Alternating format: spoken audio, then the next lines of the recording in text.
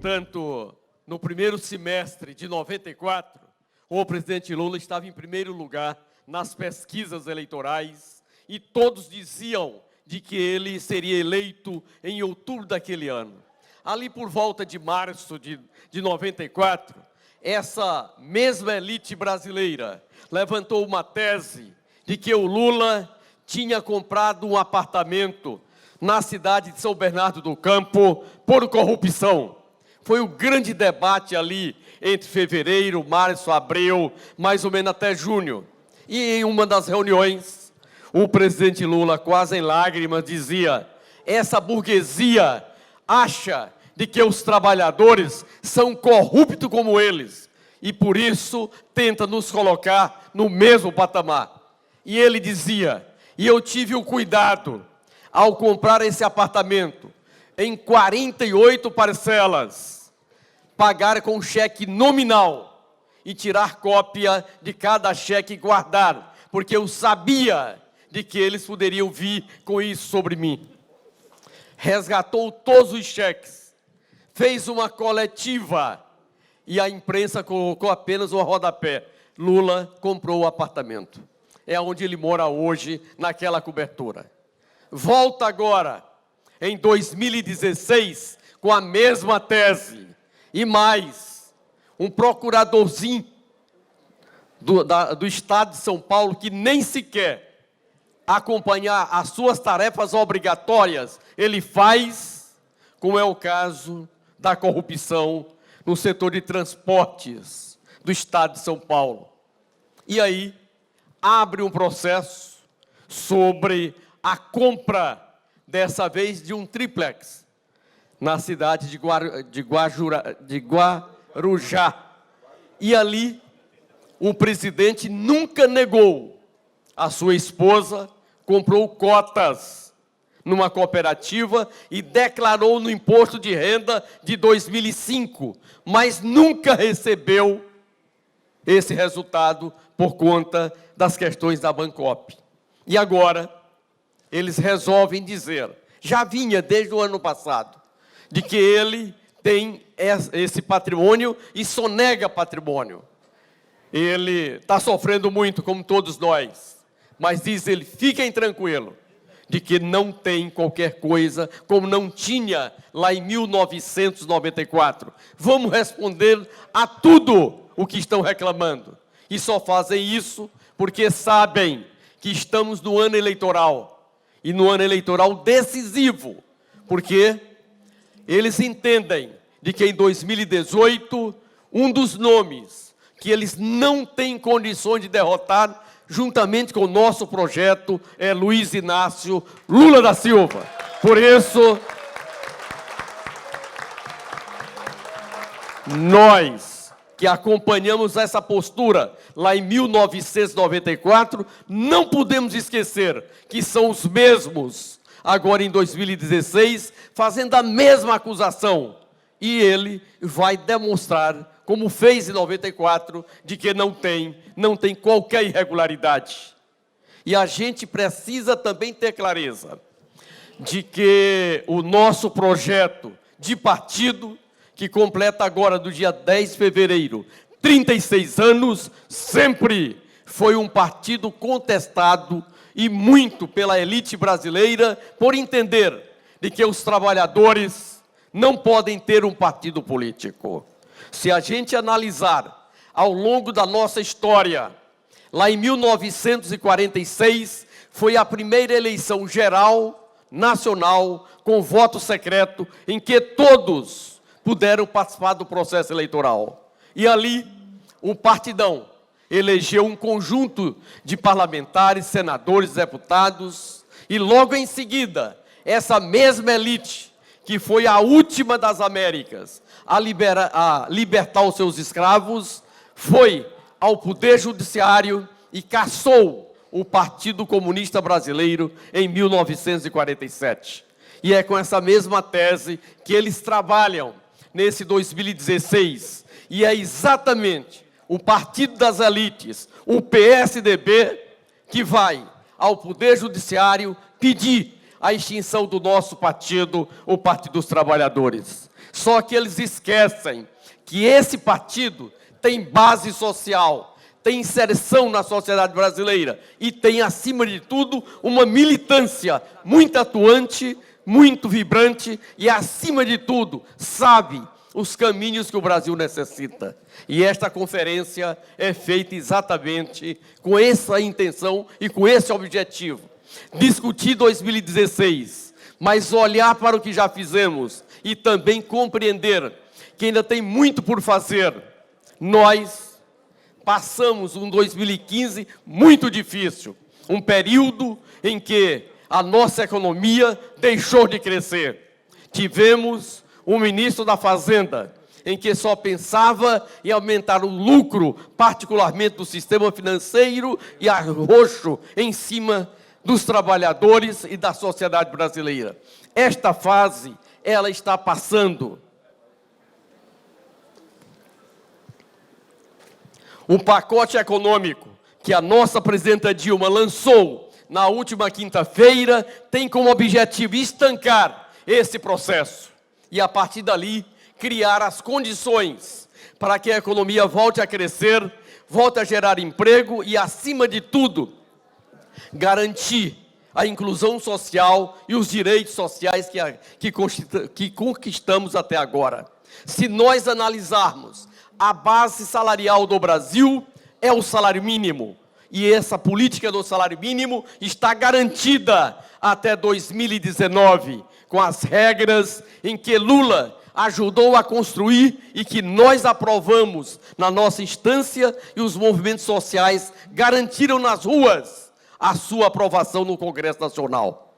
Este Congresso, ele teve uma mudança muito grande nas eleições de 2014. E nós temos que compreender que o melhor momento político do nosso projeto foi 2010. E ali nós elegemos uma forte bancada de deputados e deputadas, de senadores e senadoras, passando pelas assembleias legislativas e elegendo um conjunto de governadores, de governadoras, identificado com essa política.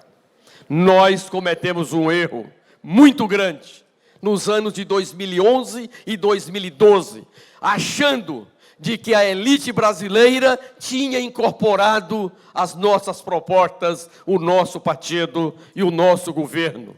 Ledo engano, na primeira grande oportunidade em que a sociedade entendia que era preciso aprofundar as conquistas sociais, avançar nos seus direitos, e foi a base da mobilização de junho de 2013. Ali, nós não tínhamos uma única bandeira pedindo a retirada de direitos e nem tampouco a retirada do sistema democrático brasileiro. Todos queriam mais direitos, mais democracia e mais participação. E nós não compreendemos bem aquele momento. E aí, esta elite vem com duas bandeiras. A primeira delas, a saída não passa pelas instituições, não aos partidos políticos. E ali, um conjunto de pessoas de boa fé acreditaram nisso e passaram a defender o individualismo. O resultado disso foi um grave problema nas eleições de 2014. A eleição mais cara de toda a história brasileira, aonde mais ou menos 4 mil empresários, através do financiamento empresarial de campanha, elegeram mais de 70% dos deputados e deputadas federais com uma agenda extremamente conservadora. A sociedade civil organizada reage a isso. E hoje, o financiamento empresarial de campanha está impedido por decisão do Supremo Tribunal Federal e também pelo barramento, pelo impedimento da aprovação de uma emenda constitucional no Senado Federal para constitucionalizar o financiamento empresarial. Eu diria que nos últimos anos, esta é a principal conquista da sociedade democrática brasileira, porque este processo de financiamento empresarial de campanha é o principal motivo da grande corrupção no Brasil. Eu não tenho medo de dizer de que 80% da corrupção eleitoral, da corrupção no Brasil, vem do financiamento empresarial de campanha. Aliás, esse debate está sendo feito em todo o Ocidente e aqui no Brasil com muito mais intensidade. E esta será a primeira eleição de 88 para cá que não terá financiamento empresarial de campanha.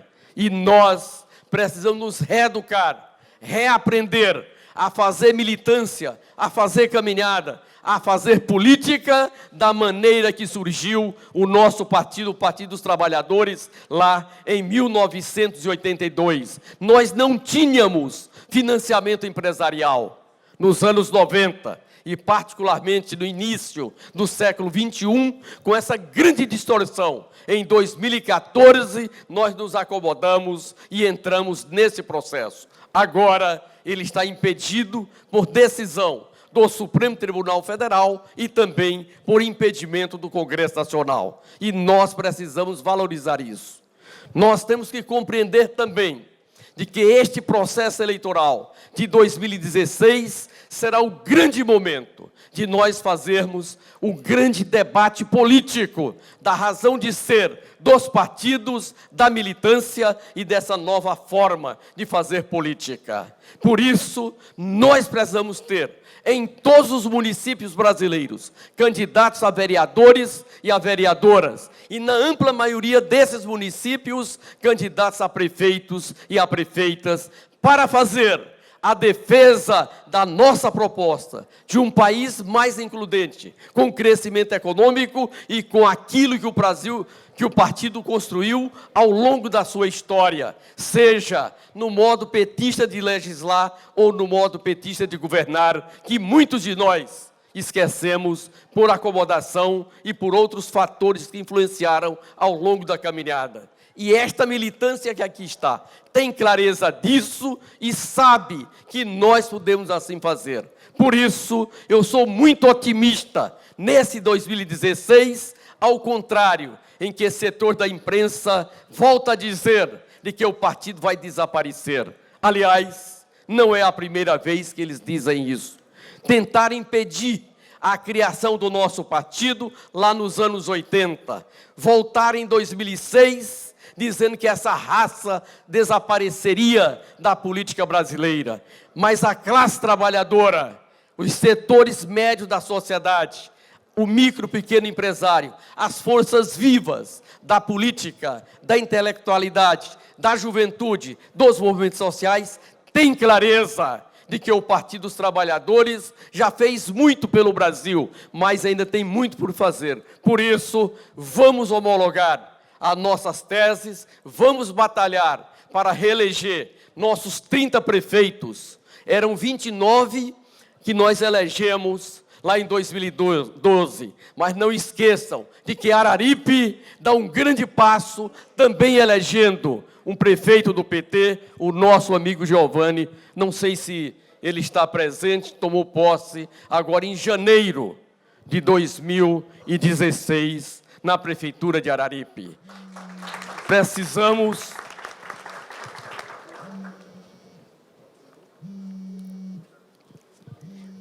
ter clareza de que 3 municípios que nós perdemos as eleições nos últimos tempos são importantíssimos da política do estado do Ceará, que é Juazeiro do Norte, Quixadá e Fortaleza, sem menosprezar nenhum outro.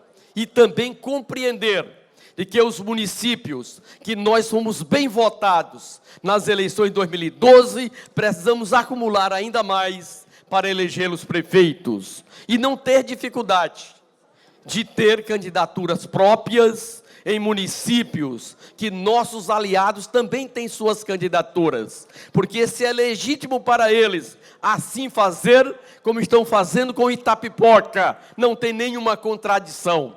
Porque num país que tem 35 partidos políticos, num país continental como é o nosso, é natural que você tenha disputas pontuais e locais entre os seus aliados. Como é legítimo a candidatura do PDT lá em Itapipoca, também é legítima a candidatura do nosso partido, o Partido dos Trabalhadores, na nossa Fortaleza. Portanto, um grande congresso, um grande evento, e vamos estar todos juntos nessa caminhada para eleger nossos prefeitos, nossas prefeitas, nossas vereadoras e nossos vereadores. Um bom seminário.